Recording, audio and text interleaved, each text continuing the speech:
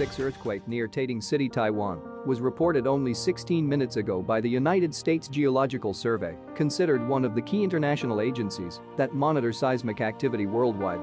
The earthquake occurred at a moderately shallow depth of 45 kilometers beneath the epicenter in the evening on Saturday, September 17, 2022, at 9:41 p.m. local time.